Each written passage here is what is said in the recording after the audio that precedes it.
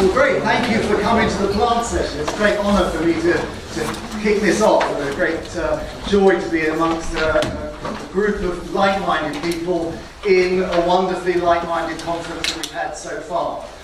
Plants have been following man around the world for centuries. And one of my favourite quotes is this one from Charles Darwin, observing from the Beagle as he went down the South Atlantic and published in The Origin of Species, talking about causes to be given of introduced plants which have become common throughout whole islands in a period of less than 10 years. Rapid expansion. Several of the plants now most common over wide plains of La Plata, clothing square leagues of surfaces, which is lovely. Almost to the exclusion of all other plants have been introduced from Europe. And of course that sets the scene for what we're dealing with today. Rapid expansion of plants and negative impacts on native flora. And botanic gardens like Kew have been involved in moving plants around for centuries, so it's very appropriate that we are trying to help set some wrongs of an earlier time frame, when basically Kew was set up to exploit plants, to find useful plants around the British Empire, move them around for the benefit of communities and the Empire, of course. I would like to just recommend, if you haven't looked at this, Phil Hume wrote a very nice paper a few years ago about looking at the origins of some of these plants that jump the garden wall. And what I'm happy to report is one of the things that Phil ended up saying there was that botanic gardens haven't really adequately addressed the invasive species issue in terms of bringing stuff into their collections. And I think we've moved on a long way. And certainly at Kew, we have a very rigorous quarantine procedure and invasive strategy. So anything new coming into the collections, the first site that it looks like it's potentially invasive gets deaccessioned to the incinerator. But of course, many things have jumped the garden walls, and many things that we're familiar with, those of you who are familiar with the UK landscape, will I'm sure be familiar with this Oxford ragwort, Senecio squalidus, a great example of how things have moved around in the past. It was introduced in 1690 to the UK, grown at Oxford Botanic Garden, our oldest botanic garden in the UK, and within 100 years it was being described as very widespread throughout Oxford, and today it's now everywhere across the UK, marching up along, and indeed I'm happy to, maybe not happy, to report it's northward, but as I came into the train station in Dundee, you could see it following all the tracks up, and it'll be not long before it's getting into the north of Scotland.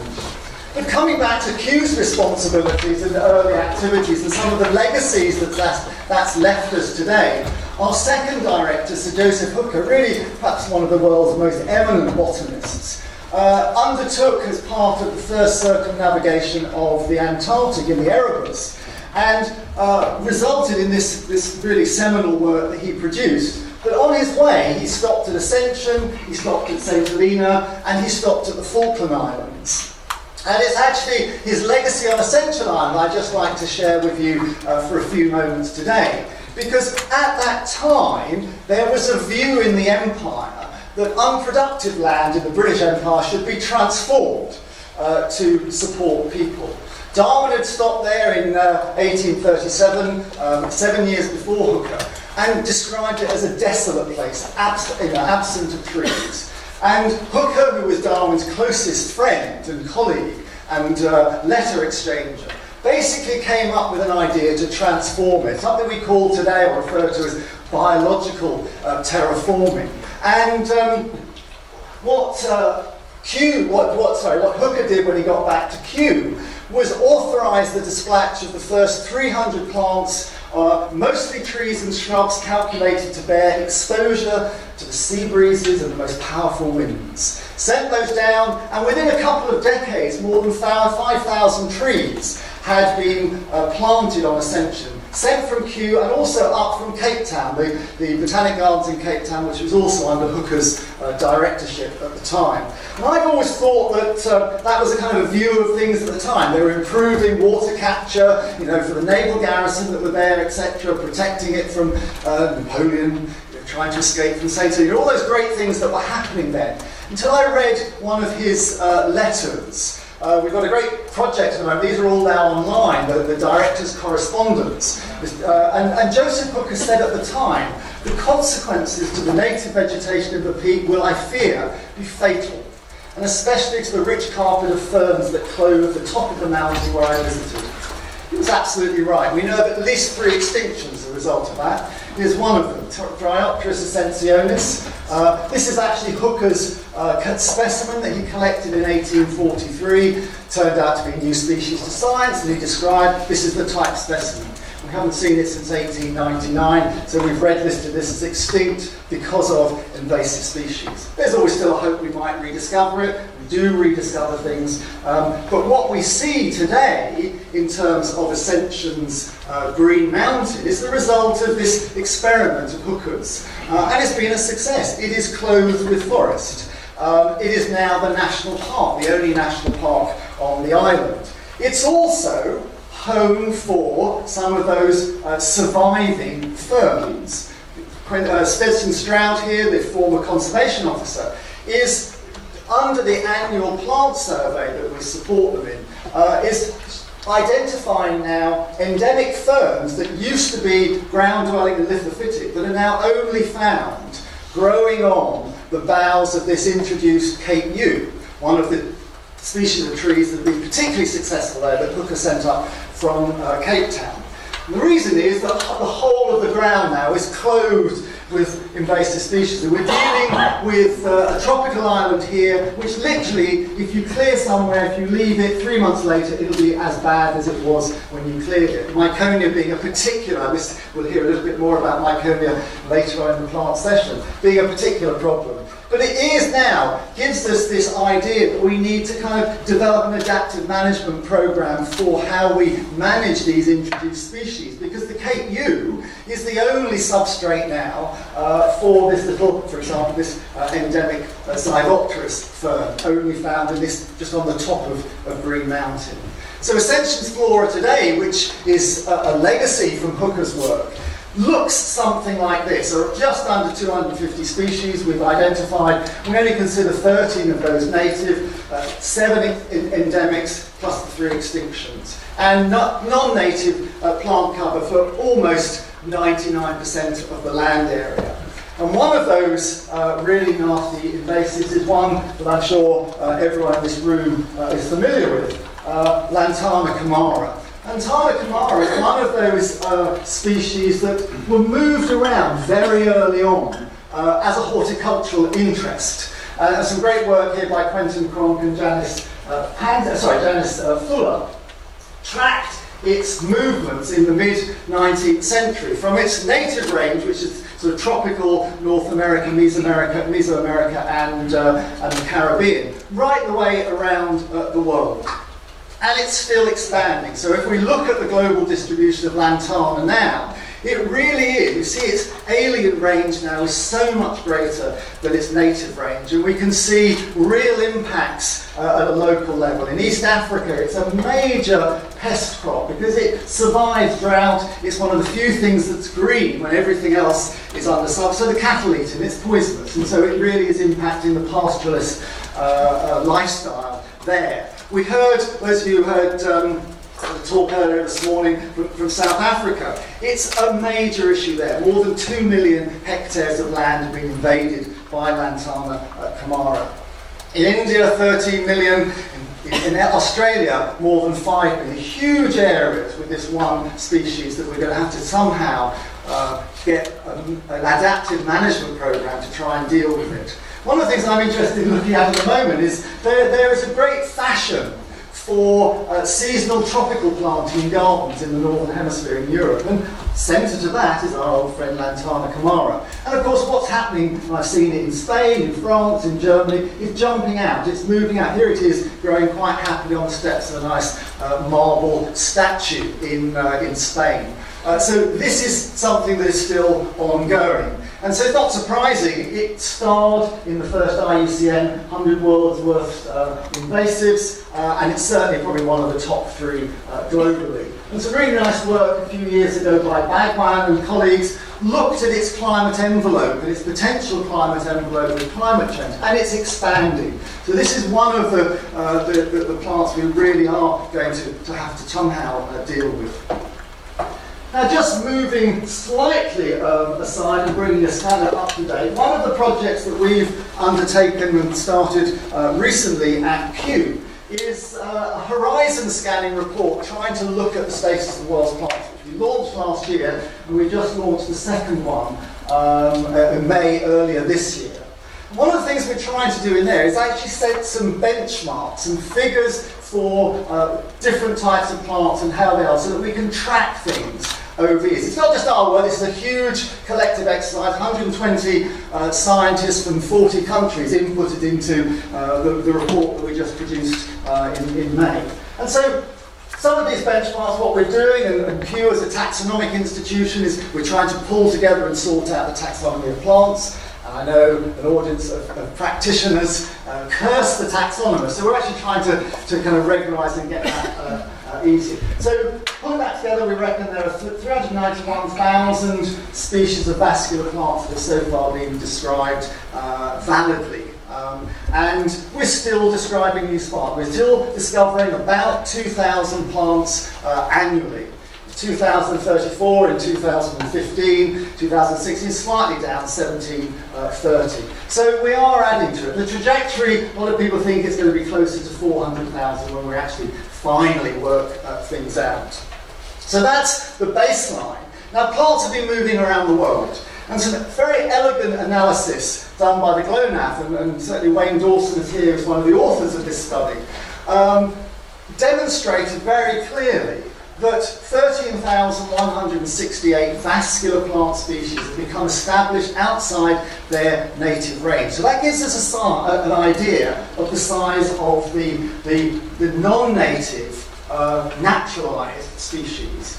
What we wanted to do within the State of the World's Plants report, working with my colleague Rose Newton, who's here, for the INVASIVE chapter in the State of the World's Plants, is actually try and see, can we tackle something around the number of actual invasive species there are. And so we pulled together these 6 global lists and databases, and we're hugely thankful for the participation of our colleagues at CABI for providing data, and IUCN Species Specialist Group from the GRIS and the Global Invasive Species Database. So these are basically what is available at the moment for initial analysis. So I don't think this is the end, this is the starting point.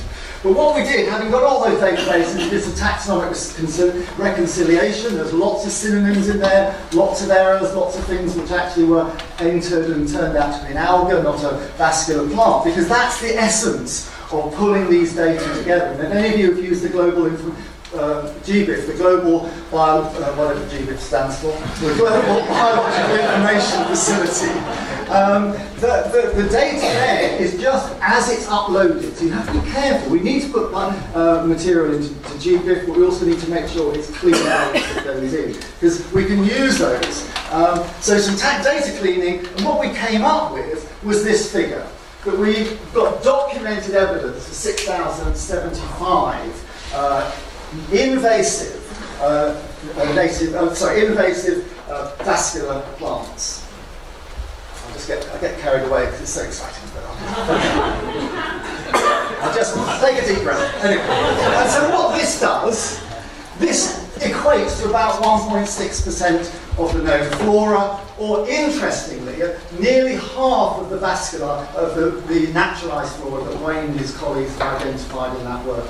So those are some ratios that may be happening. But what we thought we'd do is actually drill down a little bit. How that's a global figure. What does it look like at a more local scale? So one of the islands we've been doing a lot of work on is the island of Anegada in the British Virgin Islands, and I'm glad our colleague is here from the BVI. And there in Anegada, we've identified so far 332 taxa. We reckon 44 of those are native. We could have a whole debate, as I'm sure you do, about native versus non-native and how do you decide that. But anyway, we've made a decision there. That represents about 13% of the total flora, much higher value.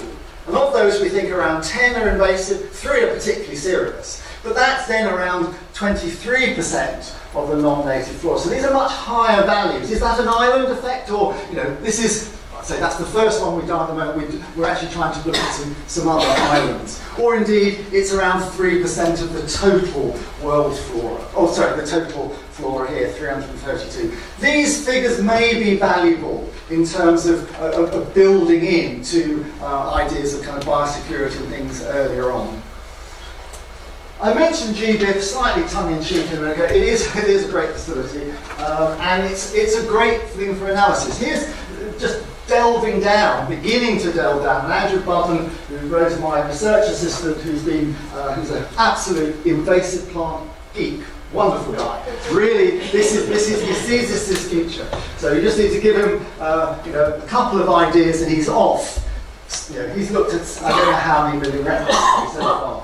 But he's looked at these 6,075 invasive species. I won't go into this in too much detail, but just want to draw out a couple of points, because again, this is early days. If you look at the numbers of lodged specimens of these species, this is what we look at. Of those, there's, I've got a pointer actually. There's around 50 of these, we've got no specimens lodged in GBIF at all. About 500 with less than 100, this group here, which is not very many specimens. And then we've got a few with 500,000 specimens, with a median in this sort of area between 1,000 and 2,000 specimens records within GBIF. What's interesting, if you then look at those, and look at the difference of those that come from the native range of that species and the non-native range of that species, some kind of evidence base, then there's again a huge variation. And what for many species that are considered, that are reported as invasive, we've got no records of their specimens in their invasive range. We've only got them in their native range. It's down here. And it only tends to be the more problematic species where we have evidence of them in their invasive range. And just coming back quickly, final point on our friend Lantana Camara. This is what the GBIF observations look like, and this is the difference here, you see. So these are the actual specimens that are lodged, somewhere in the region of 13,000 specimens. Only 33% of those are from the alien range, 62% from the native range. But when we look at observations, so these are observations, valid observations, but aren't supported by a specimen. We've got huge numbers. We've got 14,000, 90% from the alien range. Actually, I think 80% of those are from Australia as well. But it would be nice to get a few specimens lodged. And that's just one point I'm trying to make here, is that it would be really valuable. Why are herbarium specimens so important? Well, they provide the physical evidence of the existence of a particular plant in a particular place at a particular time. And that allows us then to track a historic record, to then link together name changes. Did that really apply to that observation over there? And also, particularly when we get some of these difficult species that the taxonomists are beginning to start resolving using molecular techniques, how do we then link that back to the invasive species that are there? So it's an interesting area. But I'd like to kind of park that there as a kind of an academic investigation of invasive plants, to think about how do we then implement some of these things. And I think a good way of looking at plants is using this, this proposed framework. It's a great work that Tim Blackburn and colleagues did a few years ago, which basically looks at the stages of invasion. From transport, how to get there, introduction, establishment, spread, and then some of the barriers that are there, but also, interestingly, and more importantly, and like I like to just concentrate on the last few minutes of the talk, is the management options. What are we actually able to do with that, and how do we use that in planning? And prevention is much better than cure. It's better. It's more sensible. It's cheaper.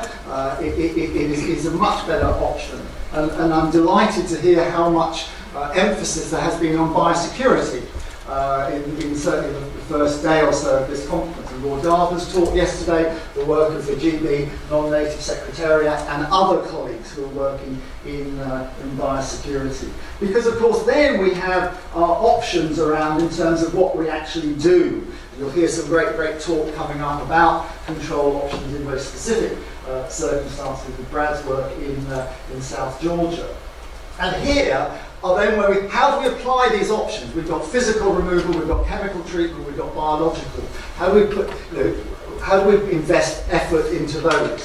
Where is it better to do it on this kind of invasion in terms of how far they have progressed along this invasion strategy? So the last few slides I'd just like to kind of throw some of those ideas in, because what we really need to do is take a much more strategic look and a kind of almost ecosystem look at some of our control challenges, notwithstanding the nightmare of things like Lantana Camara, which really is a mitigation issue. But how we bring these things together. So certainly the importance of good and enforceable biosecurity is particularly important. As I say, we've heard a lot about that. Plants shouldn't really be moving freely into an island and between islands. And we need to get systems in place in order to monitor that. And it may just be a short delay. Things are going to be just checked out, but then we need resources for that. There are processes that can be used, and we've got some great examples, particularly any of you who've travelled to New Zealand or Australia in terms of biosecurity of live material. And then, of course, that needs to be linked to good policy. And with plants, we do have a reasonable set of overarching policy which we can hold politicians accountable to. We can link it to the Convention on Biological Diversity, which 194 parties have signed up to. And within that, we have the Global Strategy for Plant Conservation and Target 10 here, effective plans in place to prevent new biological invasions and manage important plant areas for that. And then we need to be supported by a national strategy. Just as an example here, we've got the GB national framework and the establishment and the work of the non-native secretariat here, which I think is doing a really great job. And then something we'll hear a little bit more about just now. We need to be implemented by a well-structured management plan. I think the South Georgia one that's just been released is a really great example of that. It was hugely inclusive in terms of looking at it. It's got a 5-year vision and it's funding that to deal with, in this case, controls. So we need to link those all together. Public awareness and information are vital. We need to let people know what we're doing, why we're doing it, when we're doing it, what the impacts are, what the costs are. And again, we heard some lovely talks yesterday about community-led kind of rat eradication, Liz Bell's talk and Jacqueline's work on the Isles of Scilly. So we need to do that and provide information. And there's just a couple to illustrate that point here. So I think Bermuda have done a great job. So Alison Copeland, who we've been working with on the plants of Bermuda, put together this lovely the Bermuda Plant Finder, and including in that invasive species and why we shouldn't do them. Main uses: do not encourage pest removal, substitute. So there's guidelines and alternatives to actually use. The identification sheets from the GB non-native secretariat are also another great example, and actually I suppose Japanese knotweed, I could have used that as my example for Jump in the Garden Friends from Kew, because we were very heavily involved in that in the early 19th century. And then shortly to reach your good bookshops, the book we've been working on with the South Georgia crew, the WEED team, is a guidebook to the introduced flora of South Georgia, and then how you can use that in terms of citizen science for new sightings with visitors going to South Georgia. So try to pull all these together and making these data available. In tropical islands, I think in particular, 2 final points I want to make. In tropical islands in particular, the importance of providing planting material post dealing with invasive species is particularly important. Nature abhors a vacuum, particularly in the tropics. And so what we have, we can't just leave things unless you are able to eradicate everything, which is not the case. So we've been working very hard, and I would really promote the idea of these native species nurseries. Here are 3 that we've just been currently have been doing some work with in St Helena, the Cayman Islands and the Falkland Islands, helping establish and help training and people coming to Kew for training from the islands in horticultural techniques, and horticultural techniques you apply in a conservation context post-recovery. And in the Caymans and the Falklands case, we've helped them develop these 2 wonderful collections, our 20 or 30 native species that can be promoted this way, and some nice plant pot holders. These small things, I think, all raise the whole issue around invasive species, because what we don't want to do is do something that might make the situation worse, and we need to learn from earlier mistakes. So in the early days on St Helena, around the peaks here, where the British introduced Formium tenax, the New Zealand flax, as an economic crop for its very tough string for post office bags in the UK, completely replaced this unique cloud forest there. The first eradication effects were a physical one, just removing the flax, disturbed the soil, left a great gap, and what went in there was actually a hugely worse invasive species. This is a whiteweed, Ostreoeupatorium, which is a kind of a semi-woody asteraceae composite. Stands about this high. Each plant can produce around 10 to 20,000 seeds. Am I still green? Oh, great. Okay, I'm back to me. So here, on some of the early days in St Helena, the peaks would look like snow at times of the year because of the white flowers of the aspen. But now what's happening with a very thriving, and Katrine was involved in this, and lots of other people working with the native species nurseries on St Helena, producing material, planting it out as you remove things, we're beginning to see this sort of thing. We're beginning to see the emergence of this unique cloud forest from the clasps of the New Zealand flax. And a broader point, I just want to also make a final plug for seed banking.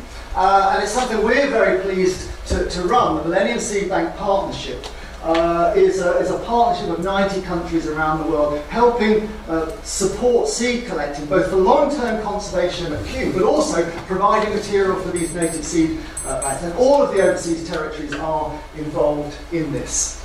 Thank you very much indeed.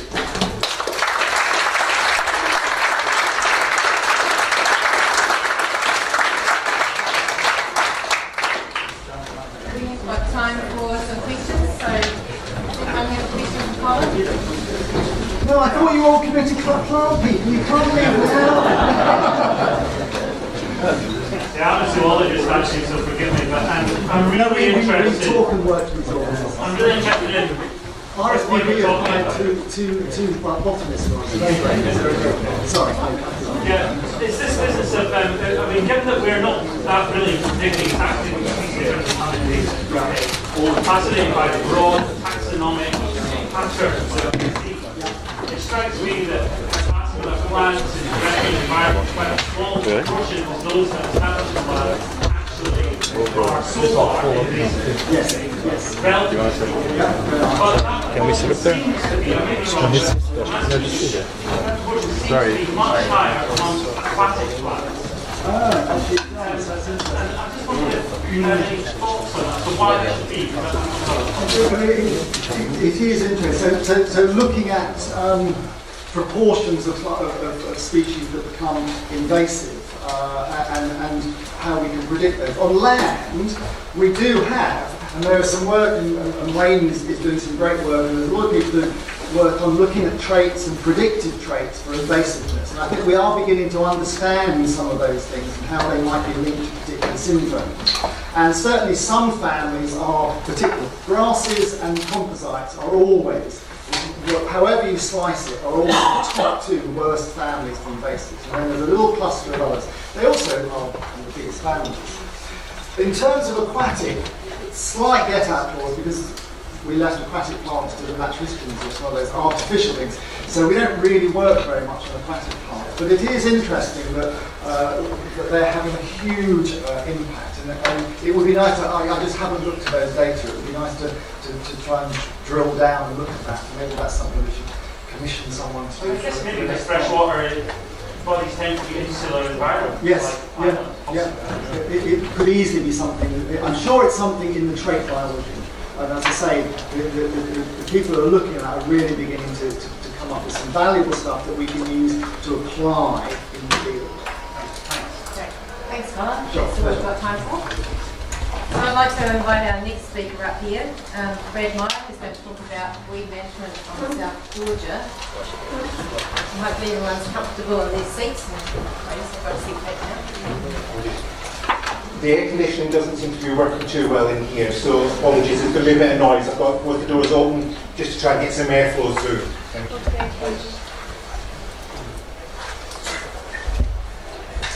Good afternoon, everybody. My name is Myer from Indigenous Biosecurity. I'm here to talk to you about persistence, accuracy and timeliness, finding, mapping and managing non-native plant species on the island of South Georgia. Now, I'm presenting this on behalf of Calvin Floyd, Sally Ponce and Ken Pasfield, who are all here. And we're part of Indigenous Biosecurity, but also Dr. Jennifer Lee, who's from the government of South Georgia. So this afternoon, I'm just going to introduce our project to you. We're going to talk a little bit about how the project's organised. It's a Darwin-funded project. It's focused on the development of a non-native plant management strategy. I'm going to introduce some methods, some results, and if there's time, we'll have a look at some of the challenges involved. So for those of you who weren't at Tony Martin's talk last night, this is the location of South Georgia. You can see South America there on the left and the Antarctic Peninsula here as well, and the Falkland Islands. So South Georgia is a British overseas territory. Government's located in Stanley. The Falklands Governor is also the Commissioner for South Georgia, and the core outputs of the government are fisheries and tourism. So we put together a Darwin-funded project. The project partners were the Royal Botanical Gardens at Kew, Colin's team, Calvin Floyd, who works for Indigenous, and the Government of South Georgia. The funding is contestable and went for 2 years. So the goals for our Darwin project were to complete a weed survey, develop a strategy, do some control, develop an early detection and rapid response strategy, and make all the data available online. So I'm going to focus on the development of the weed management strategy. Vital aspects of our program are accuracy, persistence and timeliness. By accuracy, we're talking about the ability to locate and identify our targets and minimise non-target effects. By persistence, we're talking about the ability to maintain pressure to exhaust seed banks. And timeliness, we're talking about optimal timing, which is crucial to prevent our targets from becoming mature and reproducing. So, methods. We did a desktop review. There was a very good survey done by the botanists from Kew in 2009, but unfortunately they were unable to get access to the weighing stations because of health and safety issues. We reviewed all of the historical data, much of which lacked spatial accuracy. So we had to complete our surveys, and to do that we needed a quick and nimble survey methodology. So the variables we recorded were the species, location, metres squared coverage and age class. We also did control-based monitoring. We recorded those original variables with the addition of the type of herbicide that we used, the application rate that we used, and the water volume that we applied. So, it's a little film that Calvin's put together for us. Shows the relative location of South Georgia.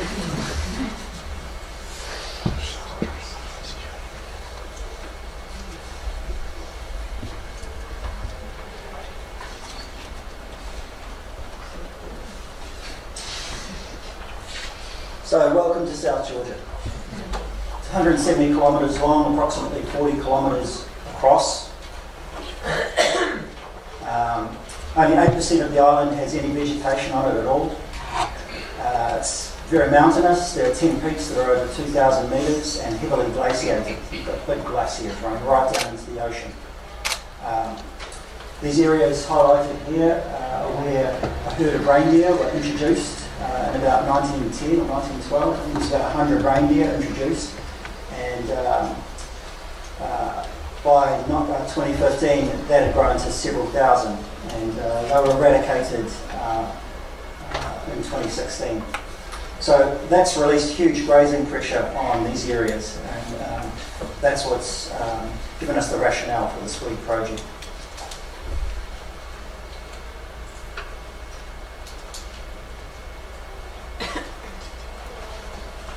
So these are the management units that we've worked out. And these ones that are highlighted in green are the ones that we have surveyed. We feel that they are the priority management units. And this is the survey data that we've collected. This is where the weeds are, yellow dots. This is the location of the whaling stations.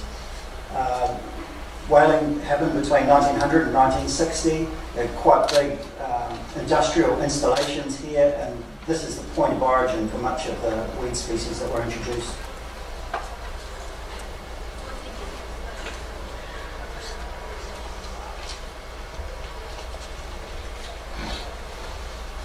So as you zoom in, you can see how the presence of the weeds is related to the human disturbance that's happening here.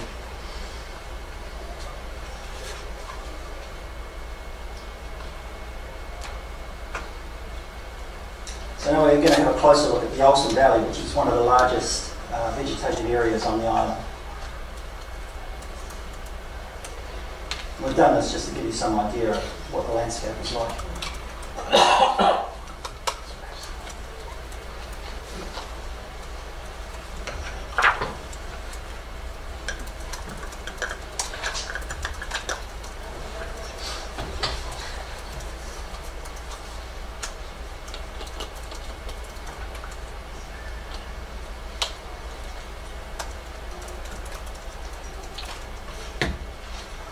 So as you can see, South Georgia is a land without trees.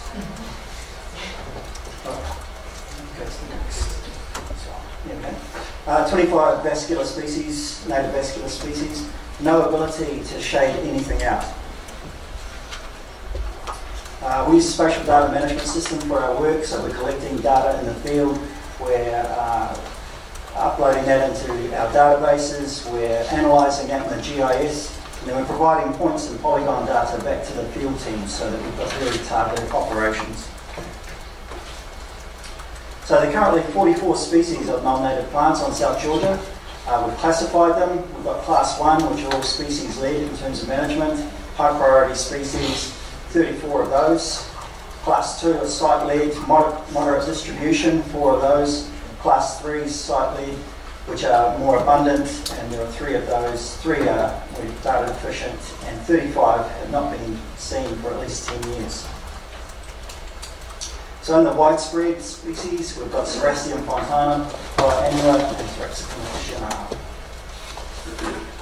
Class 2, moderately widespread, Agrostis capillaris, Pyropotensis, Tricentum spicatum, and Dischancia parva.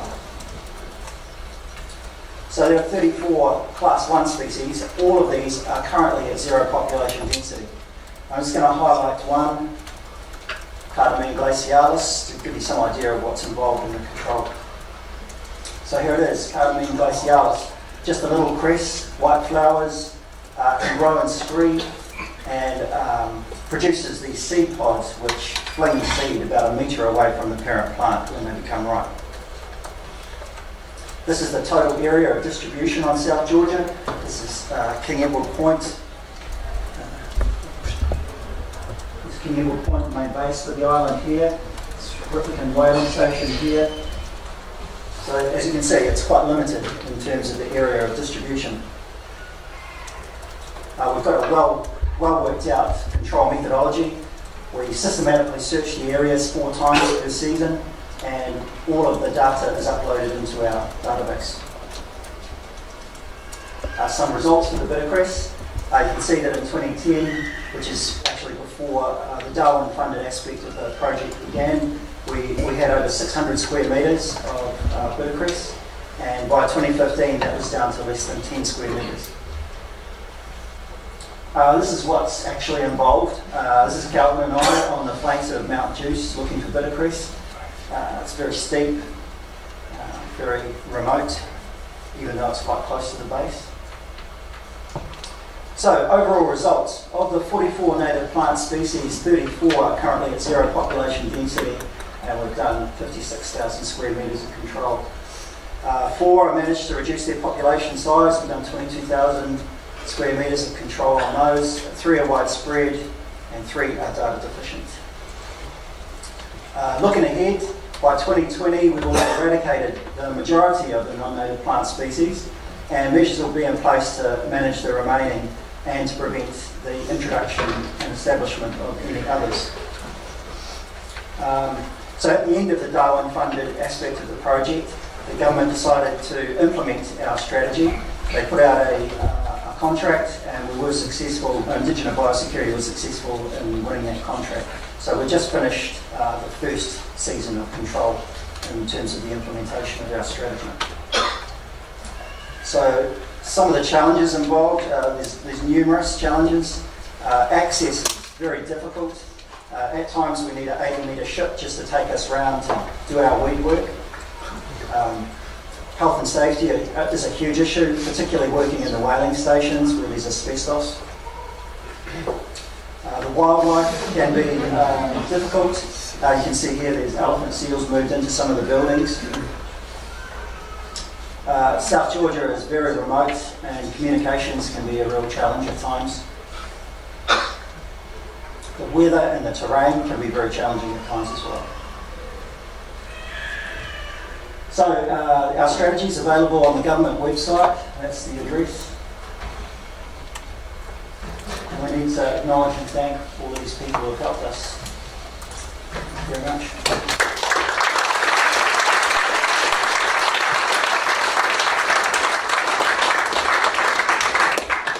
We have time for 1 or 2 questions.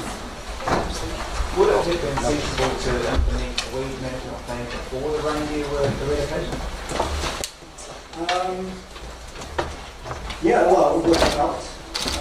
Early is always better than later, I guess. We're still discovering where things are since the reindeer has been eradicated, so there's stuff just popping up. It's a time of dramatic change in those landscapes, so yeah, I guess it would have been good. Well, except probably wouldn't you have identified it? Yeah. It sounds so much and differentiating the issue. I wonder that. So it's actually getting in as soon as possible after eradication. I think that's the biggest issue. Thanks, Paul. That'd be great talk. Thank you very much. One question I have for you is, how are you defining eradication of plants? Is it controlled to zero density, or is there a time after you can see them, like a number of years after? Yeah, we don't know much about the seed bank in South Georgia because of the soil flora and fauna and just the temperatures. So at the moment in the strategy, general rule of thumb is 3 clear checks, so no seedlings found in 3 years. But after 3 years, we'll look at, okay, what's the species, how many locations. So it's not a blanket roll, it's something we start looking at, and we'll look at data and evidence to decide is it eradicated. But we'll stop looking for it. Thank you for a great talk. I was wondering, I really like that you have information on so many different species. Do you see similar traits or mode of reproduction or mode of dispersal among these species, and does that account for why these species are so successful in South Georgia?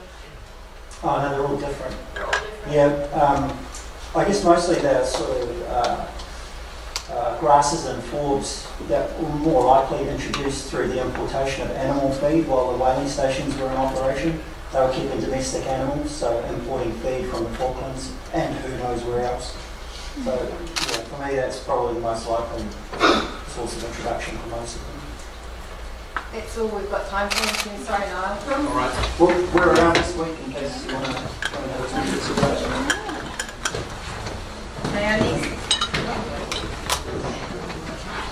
The next presenter is Rachel Neville, and she will talk to us about seed banks of Miconia on OĽAHU. Aloha, my name is Rachel. I'm from the OĽAHU invasive species community. We're one of the islands in the Hawaiian Island chain. We're the most populated island. We're the capital, the state capital, Honolulu, and Waikiki Beach are. So we've been eradicating Miconia calvescens for 15 years. And I'm going to share with you our results and some of our lessons learned. So first I'd like to introduce you to our native forest. This tree with the red flowers in the middle, that's OĽAHU, or Metrosideros polymorpha. It's integral to the natural infrastructure of our watersheds. It's also very important for Hawaiian cultural practices. You'll note the thick understory. OĽAHU forest and its associated understory act like a sponge to soak up rain and also take the water that condenses from fog and cloud that sits on the summits of the mountains and direct that fresh water into our underground aquifers to ensure that we have a water supply. And this is Miconia calvescens, otherwise known as Dr. Shady. And the reason I call him Dr. Shady is because he's got these big leaves, and those leaves shade out the understory.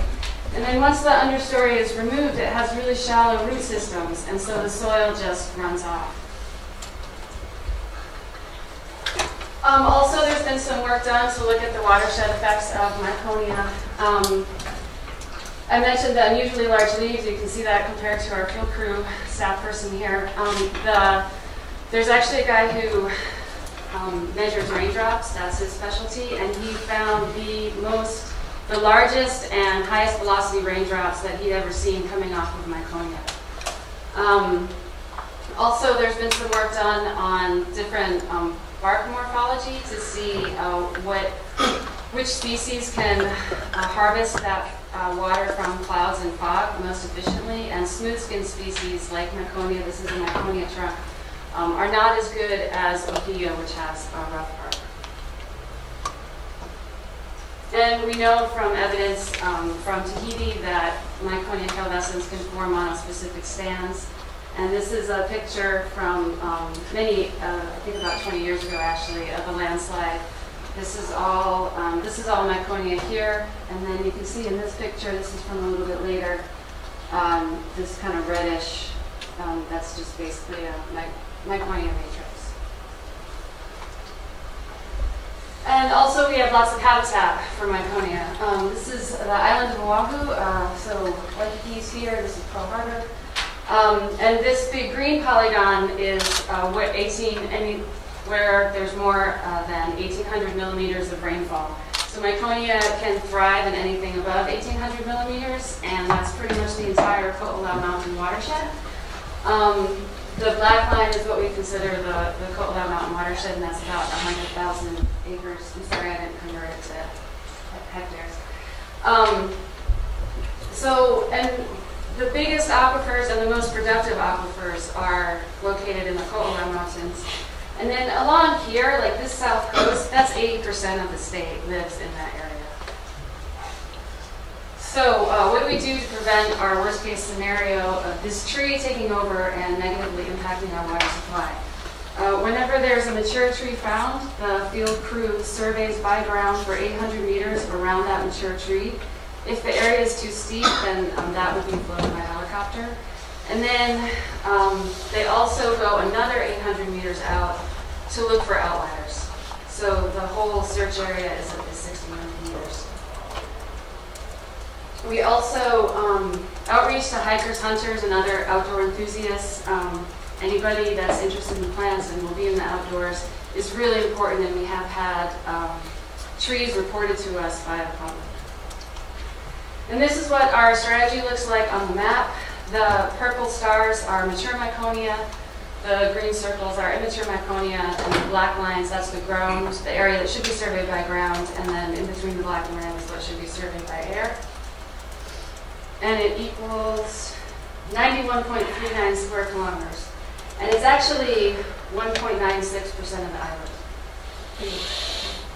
In practice, there's a lot of steep and inaccessible terrain on our islands, although maybe, I don't know, we could have a competition with some.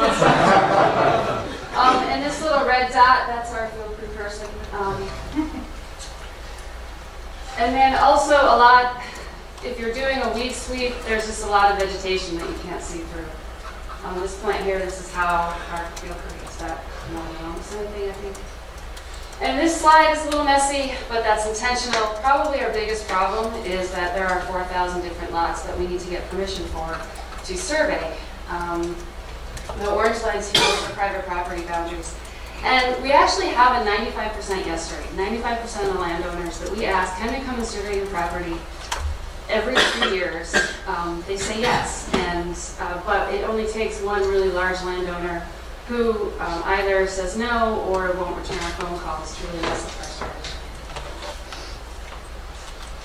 So how do we measure results? We use criteria set forth in a series of papers published by Canada and Laws between 2005 and 2007. So the first stage is delimit, find the extent of the population, then contain and remove all the mature trees to prevent spread. And then we're supposed to remove all the immatures until the seed bank is exhausted and then monitor. So exhausting the seed bank is going to be really hard for Miconia calvescens. We have anecdotal evidence from OĽAHU that the seed bank is at least 20 years, where Miconia was introduced to a botanical garden in central OĽAHU, and they removed their last mature plant in 1996, and they still call us to say, hey, we found another seedling. Right. So the last time they called us was in 2016, so that's at least 20 years, and I know Johnny Myer has done some work to say it's probably actually closer to 40. So this is going to be a really long-term project. So delimiting. This was the known Miconia population on OĽAHU before OĽAHU started in 2002. These were, for the most part, cultivated plants, and they were removed by the State Departments of Agriculture and Division of Forestry and Wildlife. So for OĽAHU, we had all the source plants removed for us voluntarily before we even started. So that helped a lot. And so between 2002 and 2010, OĽAHU carried out delimiting according to our strategy. So we were looking 1,600 meters around plants. We found some plants in watersheds that hadn't been known before. And then up until today, we're still doing containment because we haven't been able to suppress maturation. Because we haven't been able to suppress maturation, we've had some kind of surprising long-distance dispersal events. And one of the reasons that we haven't been able to keep up is because of the seed bank, because you can't ever retire a place. Manoa, this area, this valley in here, that has been gone over so many times, but the seeds are always there and they're always going to pop up. So you can't, if you get even a little bit of range extension, then you just have more area to cover. And then you throw in funding fluctuations and landowners that maybe don't want you on your land, and it's really hard to keep on top of it. So these are, I was going to title this talk, How I Learned to Stop Worrying and Accept Being Outsmarted by Plants. So we've looked at all of our data, and 95% of immature plants fall within 350 meters of a mature tree. But then there are the overachievers. So our field crew found this one 6,900 meters away from the closest mature plants. And then there was another one that was 2,400 meters away, and then 1,600 meters, which is really just the limit of what we would have expected. But the results we're still making progress despite all the challenges. So I mentioned we started in 2002. We had 3 staff people, and they were able to cover, I'm sorry, I have to look up the number. they were able to, 3 staff people were able to cover 8.26 square kilometers. 2016, we had 16 staff people and they covered 54.71 square kilometers. So in order to, we weren't just looking at the number of mature trees that we had, but then I wanted to account for the fact that we had a rise in capacity. So I wanted to look at density. And if you look at density, we are making progress. So there's been a decrease in mature trees per square kilometer of 96% from 4.8 to 0.22. Now, that's good, but we also have to look at size classes. So the crew takes size class data whenever they find a plant. And trees over 2 meters tall, we also need to get that to 0. That's the size class right before a tree would become mature. And if the crew finds one or misses one of those, it's going to be mature the next time they come around. And so those have decreased 81% from 6.8 to 1.3. But we're going to have to look at both matures and immatures over 2 meters. We're going to have to get both of those to 0 before we can move on to the monitoring phase. So lessons learned from 15 years of island-wide Miconia management. So the long-lived seed bank definitely complicates the ability to get ahead. And I was trying to think of, well, if you know you have a long-lived seed bank, how do you compensate for it? And the only thing I could think of was to maybe put more resources up front into outreach and into really getting that delimiting happening fast. But I know in reality that never happens, but maybe you can use our experience to help for fundraising. Also outreach from the beginning, because people who are out there can really help you find plants. Surveying for other plants and other locations. A lot of two of those long distance dispersal events were found while the crew was looking for other species of plants. And anything you can do to prevent your species from moving on private property will make it less useful. And that's all I have. Thanks to all of our funders and also, of course, the field crew that do all the work. Thanks so much.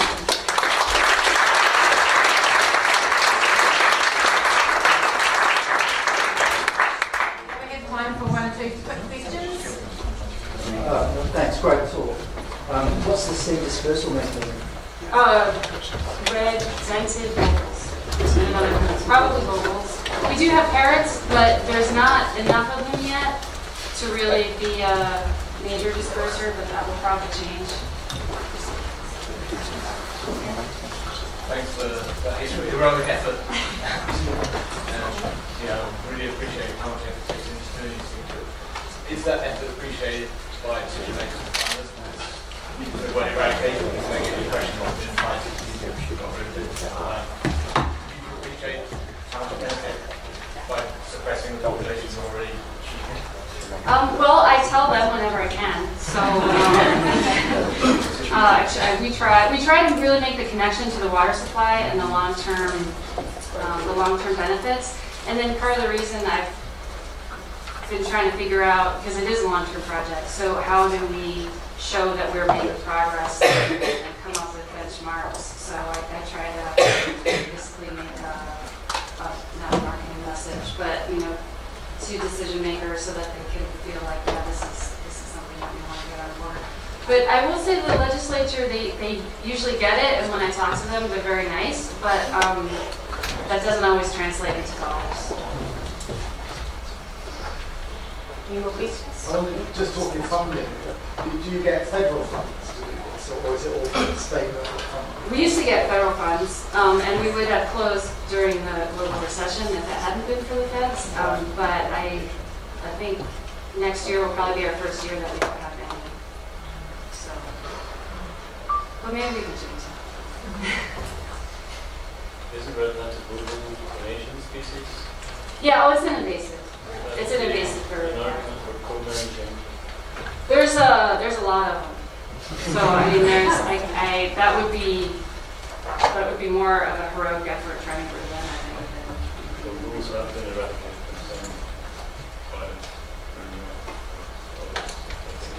Yeah. Well, there's bulbils, there's leothrips, there's cardinals. There's a lot of. But there is another group that is looking at which birds disperse what, and so maybe when we actually have really good data about that, that would be something to think about. Okay, thank you everyone. Thanks very much, Rachel.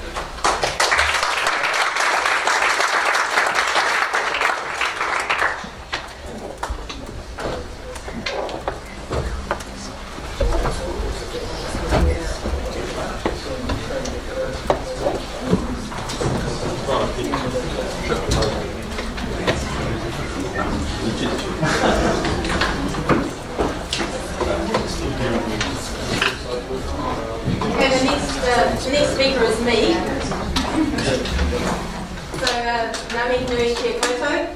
I'd like to talk to you today about the impacts on the weed eradication program on RAOUL Island and the KERMADECS. And the central thesis of this talk really revolves around this quote that I found from Richard Mabey, which is, in which nature is constantly compromised by human demands. RAOUL Island is located north of New Zealand along the line of volcanoes that stretches from the Bay of Plenty through to Tonga, and it's towards the northern part. It's towards the northern part. It's the largest sticky outlet above the water as you head towards Tonga. It's an active volcano that last erupted in 2006 in this area here. Green Lake, which is a bit bare because of the eruption. You may hear me refer to Blue Lake, to the Northern Terraces, to Low Flat and Denham Bay during the course of this talk. Why do we want to eradicate weeds from RAOUL? Well, we've got 118 native species and we have about 25 endemic vascular plant species. These are vascular plants I'm talking about, and those endemics actually constitute the forest of RAOUL, which is the predominant vegetation cover. It's the natural vegetation cover apart from the fringe around the shore.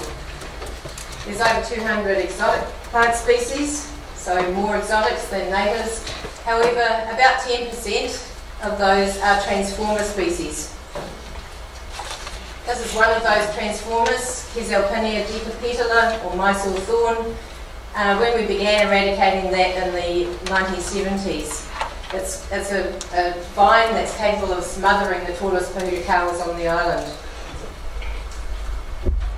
So what's our plan?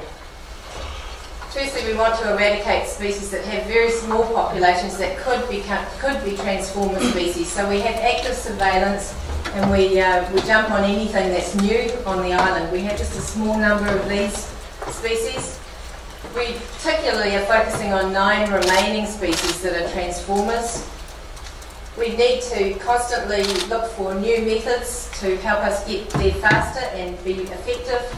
And above all, we need to persevere. The weed eradication program on RAOUL has been underway for almost 50 years. And as we've heard already, seed banks are one of the biggest issues, being able to get to individuals before they set seed and put seed back in the soil. With respect to the 9 transformer species that we're actively working on, some key questions are how to access and safely and kill Madeira vine. It's a blooming difficult thing to kill. And then a key thing is how to find very rare individuals and know when we've got the last one. We do have, as part of our innovation, we are trialling using dogs to be able to detect some of these rare individuals on the ground. And we're also starting to use drones to see whether or not we've missed any matures, anything that's in the canopy that we haven't seen, because we have had some outliers popped up when we've had opportunities to do surveillance using helicopters. This is the general weed distribution on RAOUL. The plants really haven't moved much from the original areas of settlement from over 150 years ago, along the northern shores here, in Denham Bay, and in the crater area, which wasn't settled but was used for gardens. There's also weeds around Boat Cove, which was one of the main access points to the island, and one species that we're actively managing are Myer islets, which we assume was taken there by inadvertent bird dispersal. The green lines are the plot boundaries that we use, and the tealy colour green mass is the GPS track logs. So we track everything that we do now that the technology is suitable. And this represents the distribution of the weeds that we're targeting. at the moment. So fortunately, still relatively confined, but if we let some of them get away, like the Madeira vine here, because it's so intractable, it could end up in even worse places, and much harder places to manage, and you know, we could have an island covered in Madeira vine. So what progress have we made so far? This shows the year in which eradication commenced for each species, and then when it was concluded, so when the last individuals were seen. So that red star represents the species has been declared eradicated. I've taken a pretty long period to give myself some confidence that it could be eradicated, and so a 10-year minimum since the last sighting of anything. But for example, fennel here, I think if we were to dig up the paddock, we could well get some more. We don't plan to dig up the paddock, and it's not likely that it's going to be subject to enough disturbance for that to happen. So we've eradicated 11 species. We've got 9 of the transformer species that we're working on, and then Selaginella kraussiana is one of those incursions that we're just constantly managing and monitoring. It's very contained, it hasn't spread, so it's contained and being worked on. If we look at here, these are the 9 species that we're actively eradicating. The top 4, you can see we've had no matures of some of those since 2008 or even earlier, and then the last individuals for some, 2012, 2011, the 2016 for yellow guava was suckers from underground root systems. So we're actually quite close to being able to declare those eradicated. More time and constant surveillance and checking of the sites, and surveillance to see whether or not they haven't been found elsewhere. That leaves us really with 5 species that we're really having to put the effort into. The first 2, Mysore thorn and Brazilian buttercup, have really long-lived seed. They're legumes, but we don't know. But, you know, a conservative estimate might be 30 years. The next 2, purple guava and black passion fruit, grow like the clappers, and they can be reproductive within less than a year. And then Madeira vine, really hard to kill, and at a really dangerous and steep site. I'm just going to quickly show you some data in relation to African olive, purple guava and Madeira vine to illustrate some of the impacts on the weed eradication program. So looking at African olive, you can see very low numbers. Last individuals were just 1 in 2011, 1 in 2010, and they were adolescents of the last mature, which would have flowered but probably not had any fruit on it in 2009. So that's looking really promising. I don't want to see any more bars on that graph. If we look at purple guava, it was looking quite good until the island erupted in 2006 and staff were not allowed into the crater. When they were finally allowed back in 2008, there were significantly more seedlings that had been recorded for the whole period in which we've been collecting detailed data since 1997. And then in 2011, whoops, we go straight up here. Why was that? And the reason was that actually we'd taken our foot off the pedal. We hadn't been getting to plots often enough because this thing grows so fast, and that was linked again to the reluctance for staff to be in the crater. You may not be aware, but in 2006, when the island erupted, one of our staff was killed. Wasn't doing weed work at the time. Then in 2015-16, boom, even more. So, you know, this was looking really good, not so good, and significantly worse. That relates to the previous issue of not getting there quickly enough to be able to detect plants before they set seed, and also to retiring plots too early, because the published data on seed longevity for purple guava is about less than a year. It's not long, it's a year to 2 years. And we can't rely on those published data. We also don't know whether or not there's been dispersal back into some of those from undetected matures. or matures that had fruited before they were found. So I'm worried about this. It's beginning to look like the horse is bolted. I hope not. And then the third example is Madeira vine. You can see in 2002, 2007, 12 and then 15 we've got sort of declines in the kilograms of tubers that we're removing of this vine. These are the reproductive, this is how Madeira gets around, is by these tubers, and we have to get them out of the system. So what's the reason for these? Oh, I'll show you. It's in a really steep site. We have places that are accessible by ropes only, etc. So we do have to be really careful when staff are working there. In 2002, why we collected fewer tubers is that we deliberately decided to give Madeira a rest so that staff could have time to commit to setting up for the rat and cat eradication on the island.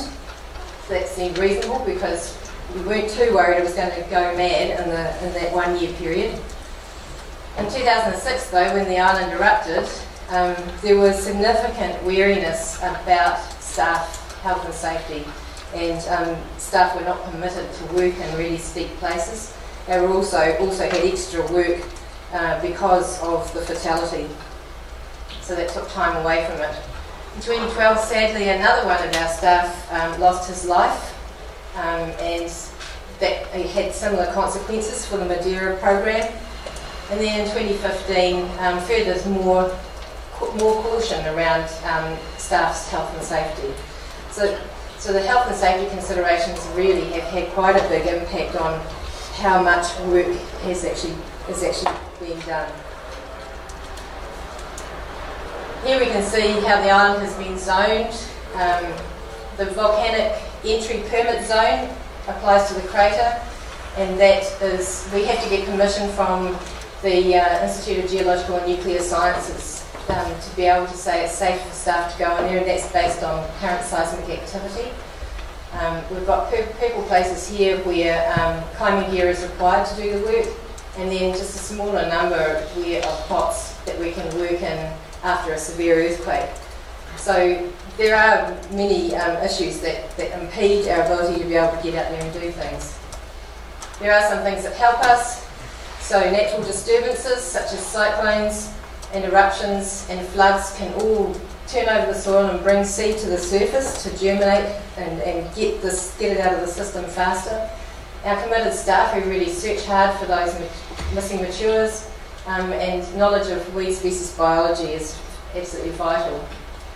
But what impacts our progress? When we look at the priority of work, weed eradication actually comes down the bottom. That's the main reason we're there, is to do weed eradication, but because it's so remote and they're small teams, they actually have to maintain their ability to live on the island.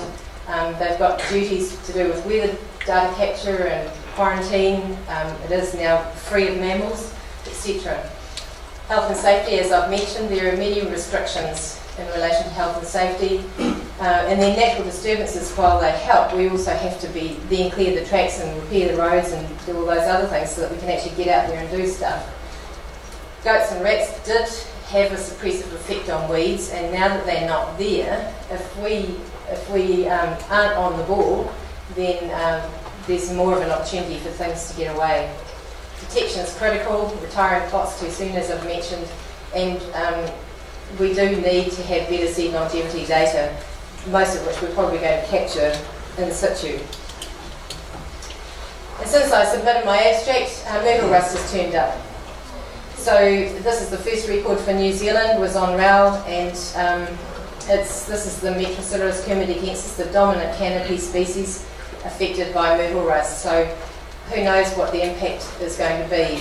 It's likely that all the light demanding weed species are really going to benefit from this, which means, again, more effort is going to be required. So the three, I think, key things that impact on our ability to work effectively on RAOUL: priority of work, health and safety, and our ability to protect. So we need to keep our eye on the ball, and I think that quote is really apposite. Thank you.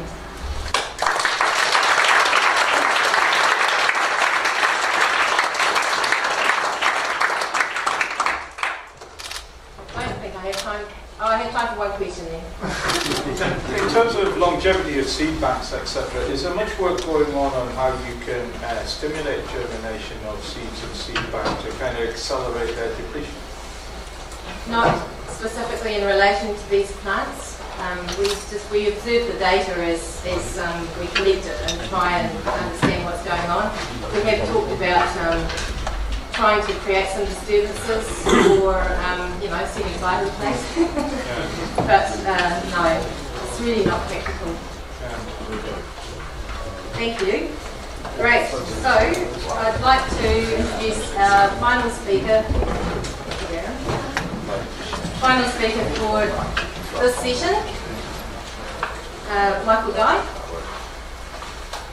And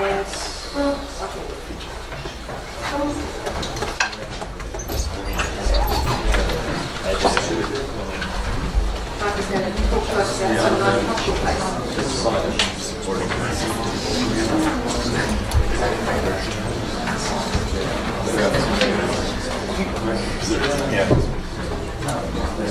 Cool, thank you.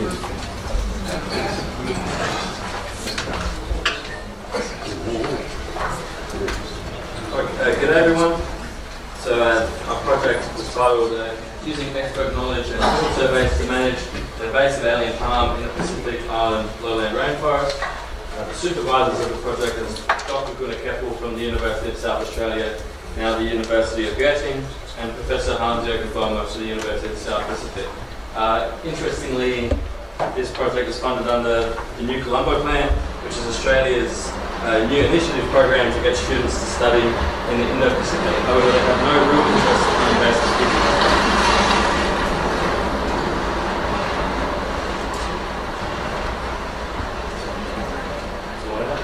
No worries.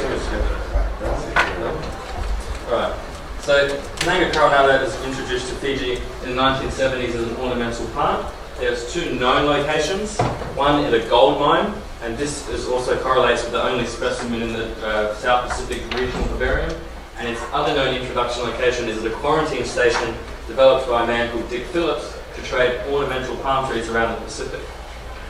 Interestingly, it was noticed forming monospecific stands in mahogany plantations in the 1990s by a man called Dick Watling. Mahogany plantations on Viti-Levu in Fiji typically have a native understory, so they also have a large conservation significance. In 2011, Dr. Keppel was looking for some rare endemic plants which he had marked for conservation importance, and when he was searching for them, he came across a 30-metre diameter monospecific stand of Kananga coronata. So all of a sudden there was this big alarm about it being invasive in Fiji. It is also known to exist in Hawaii and Tahiti, however it has not been recorded as a threat to native vegetation. Currently, it's invasive in Fiji, and it has a pan-tropical distribution where it is basically used as an ornamental palm tree in almost every tropical area around the world. So, Kananga coronata is native to Java, and it basically fits the characteristics of every of the leading invasive plants in the tropical region. It is abundant in its native range from sea level to about 1,800 metres in elevation in cloud forests. It grows 2 to 8 metres tall. Once it reaches maturity, it will continuously flower, and it can flower multiple times through the year, or constantly flowers through the year, and it can produce about 1,000 seeds per flower. The smallest individual to reach maturity is 40 centimetres. In its native range, it is also able to produce monodominance, because in Indonesia there's very competitive rainforests. Interestingly, the only characteristics which restrict distribution is soil moisture and nutrients, two things in Fiji which basically there's no shortage of. So we knew that it was invasive, but we had no idea what was spreading it, we had no idea where it was. All of these things are answered in another publication, which I'm happy to answer questions for after. But for the emphasis of this talk, we wanted to determine, is it negatively affecting native vegetation? We focused on tree ferns, because tree ferns in Fiji, there's 6 of them. Oh, there's, sorry, much more than 6, but 6 are endemic. And on top of that, tree ferns are very important in Fiji for the, rainforest succession. If you remove tree ferns, you get a different rainforest in 100 years. On top of that, we wanted to design a management framework that was suitable for Fiji and small island developing states to address this issue. So here's an image of Fiji. If you don't know already, it's in the South Pacific. Dyer Suba area where it was introduced is on the east coast, on the east, about 12 kilometres north of the capital Suba. Nandi, the international airport, is on the west. This area is typically dominated by mahogany plantations and pristine lowland native rainforest. In the Dyer Suba area, there's 3 protected areas, all conserving the most pristine native lowland rainforest on BIODIVERSITY. It is also the most important water catchment for the capital city of Suba. So what do we do? Well, this is the 3 protected areas, all merged into one polygon. This is the 2 known introduction sites. The first one, the mine in the north, then the exotic palm quarantine site in the south. We also found a 3rd introduction site where 2 German palm traders were living inside the rainforest and were cultivating it right in the middle of this awesome pristine rainforest. We then set up 161 plots using standard methods in Fiji, which are 10 by 10, and we visited every single one of these plots to determine, well, where it was spreading and how dense the palm is. This is what we collected. We counted the number of clumps, mature palms, stems per clump, mean number of stems per clump because it is able to spread as it clones itself and drops its seeds, palm cover in the understory, and then the number of tree ferns in the tree fern size classes that were identified in the 80s. Elevation to see if it was only the high at the top, canopy cover, if it was, if it's thriving in low light or high light, canopy height, distance to the nearest stream, there was an idea that it was moving downstream, distance to the forest edge and measure the edge effect, distance to the introduction sites, and habitat type. Then we took this information and we interviewed experts. This was quite hard in the Pacific because the resources are rare and there's a low level of expertise for invasive species management in small island developing states. In the past, expert knowledge has been an important resource for conservation in Fiji. It is their protected area network is based on expert knowledge, and expert knowledge is basically the core foundation for all conservation programs in Fiji rather than raw data. So then we also did some cool modelling to measure the effect of all these variables. So the results, we had 56 plots in lowland rainforest, 36 in mahogany plantations. Benanga coronata was present in 42 plots, tree ferns were present in 75. In the plots alone, we counted 769 mature palms, that being a palm that has multiple stems, 3-metre radius, and 3,440 seedlings. That's just in the plots. We also marked and identified every single palm in the rainforest at the time.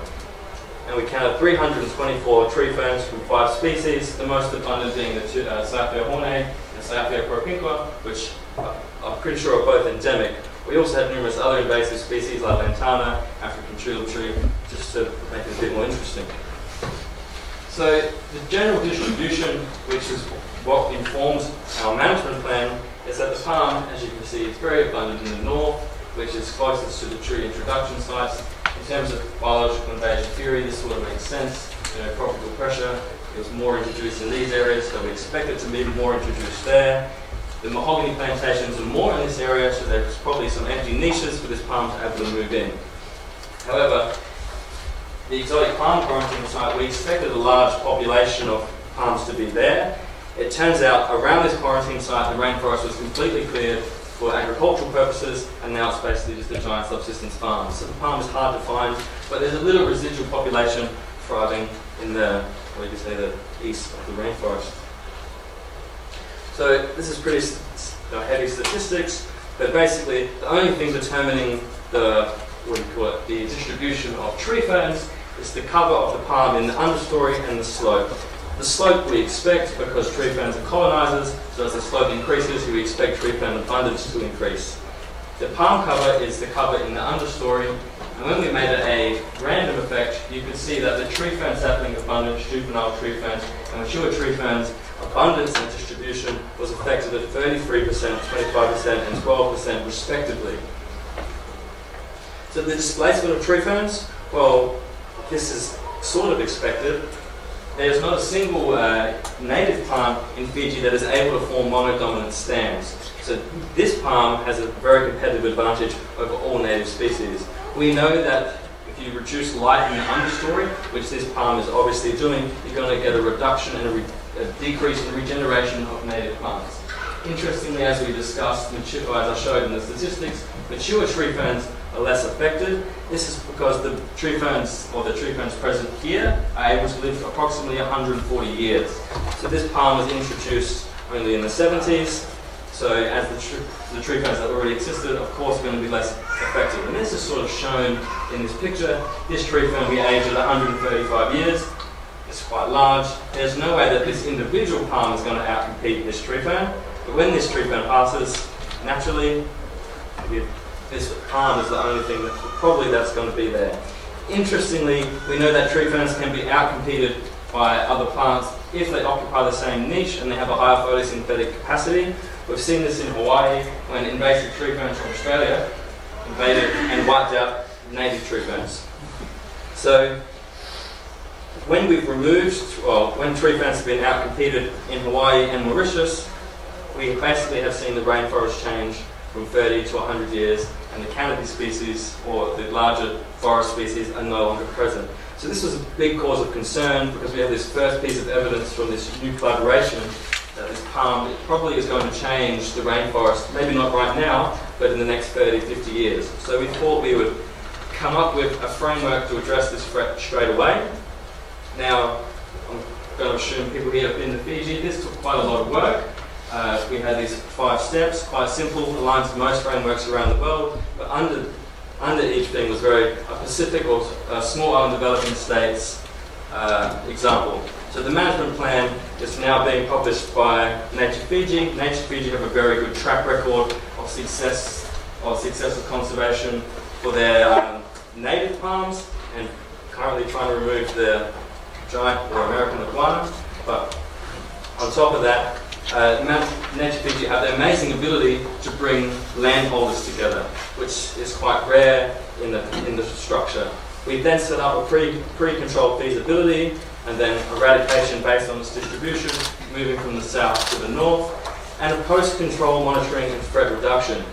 We put our heads together and we thought, well, how can we reduce the threat of reintroduction? We're going to have to probably plant something. We have such huge rainfall, 4 meters of rain a year just in this rainforest. So we started planting tree ferns, native tree ferns. And then the next step was we're going to have to get a policy to prohibit the trade of this palm, probably around the world, but let's start in Suva. And so we got all the landholders together, biosecurity. We drank a lot of kava, we had a lot of discussions, and we started establishing a framework for this to be addressed. Or started putting the momentum in place for this to be addressed. And here you can see me here with the landholder, or the chief of the village who owns this rainforest historically, teaching him how to control the invasive palm tree, and then the head biologist for the Ministry of Fisheries and Forests, who we brought together to set up this framework with the chief. And we were running through the rainforest, basically identifying all the populations and how we could control this. So here's the setup, which is not too different from other setups or other frameworks or control methods, but it's very less resource intensive. So in conclusion, we know that the palm is displacing tree ferns. Currently it is geographically isolated into the basically the north of this rainforest, and one site recently identified it in Nandi, but it threatens rainforests across Fiji and basically anywhere in the tropics. It should be eradicated, but for it to be eradicated we need a very specific and small island developing states situation or framework and program. So I'd like to acknowledge everyone here and thank you for listening.